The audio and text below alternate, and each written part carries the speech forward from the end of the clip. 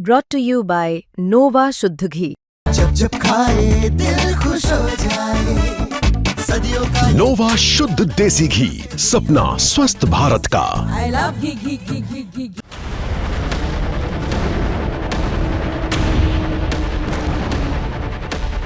Gaza में Israel और Hamas के बीच आखिरकार शुक्रवार सुबह से सीज फायर लागू हो गया है। मतलब अभी के लिए बंदूकें खामोश हैं, लेकिन हालात अभी भी गर्म हैं।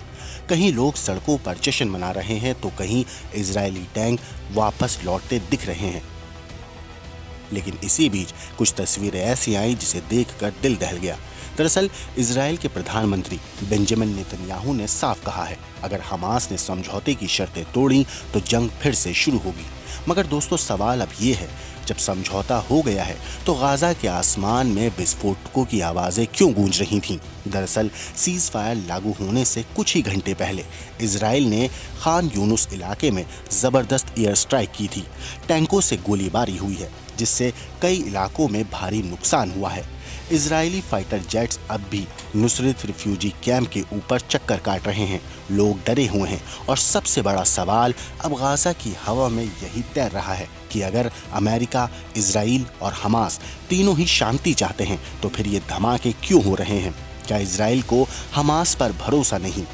क्या हमास को कोई बड़ा डर सता रहा है? दरअसल ये हमला उस वक्त हुआ जब ट्रंप के पीस प्लान को इजरायली सरकार ने मंजूरी दी थी। मगर कुछ ही घंटे पहले प्रधानमंत्री नेतन्याहू ने खुशी जताई थी कि बंधकों की वापसी का काउंटडाउन अब शुरू हो गया है, वो भी ट्रंप और उनकी टीम की मदद से। अमेरिका भी इस शांति समझौते को लेकर काफी सक्रिय है। व्हाइट हाउस ने 200 लोगों की एक टास्क फोर्स बनाई है जो सीज फायर की निगरानी करेगी। किसने नियम तोड़े, कौन मान रहा है और कौन नहीं, इन सारी चीजों पर यह टास्क फोर्स नजर रखेगी। वैसे दुनिया भर की निगाहें इस वक्त गाजा पर टिकी हैं।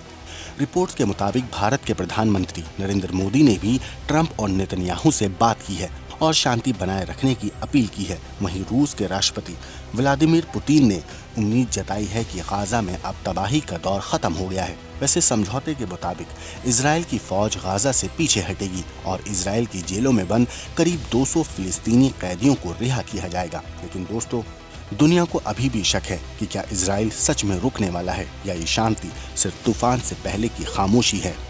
वैसे अगर 200 लोगों की टास्क फोर्स की बात करें जिसे अमेरिका ने बनाया है, वो सीज फायर पर नजर रखेगी।